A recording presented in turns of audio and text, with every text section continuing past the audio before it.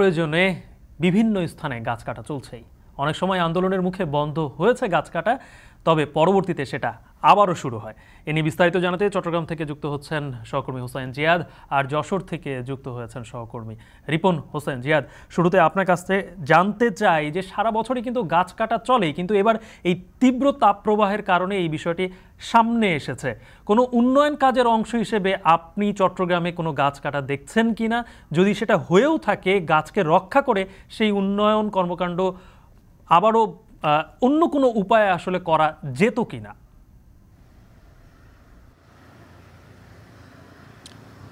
গালিব, মূলত আপনি জানেন যে পাহাড় এবং সমুদ্র ঘেরা যে চট্টগ্রাম বাণিজ্য নগরী, সেটি সৌন্দর্যের কারণে আসলে প্রাচ্যের রানী হিসেবে খ্যাতি পেয়েছে। এখানকার সমুদ্রের পাশে যেরকম বিশাল বনাঞ্চল রয়েছে, তেমনি পুরো পাহাড়ি এলাকা আসলে সবুজ শ্যামলে ঢাকা। বিশেষ করে চট্টগ্রামের সিআরবি শিরিষতলা থেকে শুরু করে বেশ কিছু পাহাড় কিন্তু চট্টগ্রামের খুলশি, পাহাড়তলি এবং ডিসি হিল এই অঞ্চলগুলোতে এখনও শহরের বুকেই রয়ে গেছে, যেখানে শতবর্ষী কিছু গাছ রয়েছে।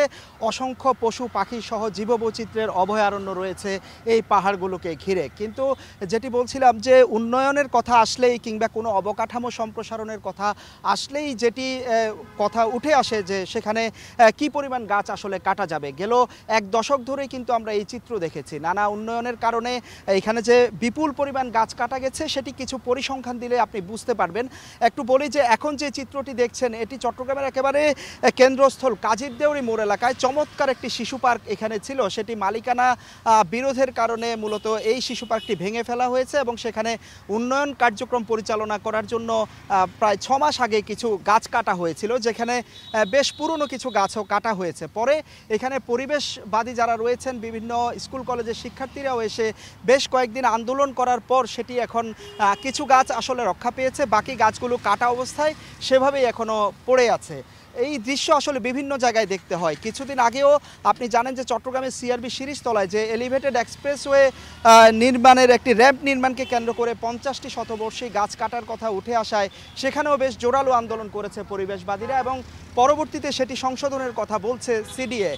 এর আগে কিন্তু সিআরবি শিরিষতলায়ও একটি ইউনাইটেড গ্রুপের একটি প্রতিষ্ঠান আসলে হাসপাতাল করতে চেয়েছিল, যেটি নিয়ে দীর্ঘ সময় ধরে আন্দোলন করার পর প্রায় 1 বছরেরও বেশি সময় আন্দোলন করে সেটি চট্টগ্রামের মানুষ ঠেকিয়েছে। এর আগে মিরসরাই ইকোনমিক জোন করার জন্য বনাঞ্চলের প্রায় 50 লাখেরও বেশি গাছ কাটা পড়েছে। ঢাকা চট্টগ্রাম মহাসড়ক, চট্টগ্রাম কক্সবাজার মহাসড়ক সম্প্রসারণেও প্রায় 7 লাখেরও বেশি গাছ কাটা পড়েছে, যেটি নিত্য নৈমিত্তিক একটা ব্যাপার হয়ে দাঁড়িয়েছে। গালিব, যেটি বলছিলেন যে এই ধরনের প্রকল্প আসলে গাছ রক্ষা করে করা সম্ভব হয় কিনা, এই বিষয়টি আসলে ভাবার সময় এসেছে। কারণ আন্দোলনের পর দেখা যায় যে সেটি আসলে সংশোধন করার সুযোগ থাকে। তাহলে আন্দোলনের আগে গাছ রক্ষা করে প্রকল্পটি বাস্তবায়ন করার জন্য নকশাবিদরা কেন চিন্তা করবেন না, সেটি আসলে পরিবেশবাদীদের কথা।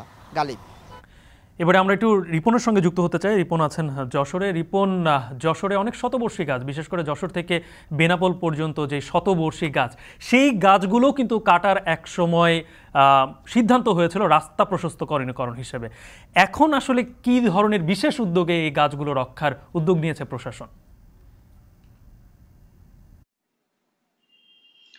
ধন্যবাদ আপনাকে। আসলে ইতিহাস ঐতিহ্যের সাথে জড়িত রয়েছে যশোর এই সড়কটি। এই যশোর সড়কটি নাম আসলে যশোর বেনাপোল সড়ক নামে পরিচিতি পেয়েছে। খুলনা থেকে যখন এই সড়ক এবং বেনাপোল কলকাতা থেকে এই সড়কটি আসলে রয়েছে। এই সড়কের যে গাছগুলো রয়েছে এই গাছগুলো আসলে শতবর্ষীকার কালীপদ তিনি লাগিয়েছিলেন। তার মায়ের যে তীর্থস্নানের সময় যখন আসার তখন রোদ্দুরে এরকম গরম ছিল, সেই গরম থেকে রক্ষা পেতে কিন্তু এই গাছগুলো লাগানো হয়েছিল। সেই গাছ কিন্তু এখন আমরা দেখছি যে গরমে ঢাল হিসেবে কাজ করছে। শতবর্ষী গাছগুলো আসলে মানুষের ছায়া দিচ্ছে। এই রোডে যারা চলাচল করছে তাদের যে প্রশান্তি আসছে, যশোর খুলনা, যশোর ঝিনাইদহ যে সড়কগুলো রয়েছে সেই সড়কে চলাচল করলে মানুষের ক্লান্তি যেমন বাড়ছে, সেই সড়ক দিয়ে আসলে চলাচল করতে পারছে না। অনেকটা আগুনের গোলা বের হচ্ছে মনে হচ্ছে সড়ক থেকে। সেক্ষেত্রে এই গাছগুলো অনেক মানুষকে প্রশান্তি দিচ্ছে। আমরা জেনেছি যে এই সড়কটি যে আরো প্রশস্ত করলে এই গাছগুলো হয়তো কাটা পড়ে যাবে। তবে যারা পরিবেশবিদ ছিল তাদের আন্দোলনের মুখে এই সড়কটি গাছগুলো তখন রক্ষা পেয়েছিল। আবারও একটি চক্র উঠে পড়ে লেগেছে এই গাছগুলো কাটার জন্য। অর্থাৎ এই সড়কটি 4 লেন করার জন্য যে একদিকে পাশ হওয়ার কথা রয়েছে, তখন হয়তো এই সড়কের গাছগুলো থাকবে না। তবে যারা পরিবেশবিদ রয়েছে তারা দাবি করছেন যে এই সড়কের গাছগুলো রাখার জন্য, এবং এই গাছগুলো রাখতে হলে জমি অধিগ্রহণ করে পাশে দিয়ে সেভাবে গাছগুলো রাখা যায়। তবে প্রশাসনের পক্ষ থেকে আমরা দেখছি না যে খুব বেশি উদ্যোগ নেওয়া হচ্ছে। এই ছিল এখান থেকে আমার কাছে সর্বশেষ গালিব। যশোর থেকে যুক্ত হয়েছিলেন সহকর্মী রিপন হোসেন। তীব্র রোদ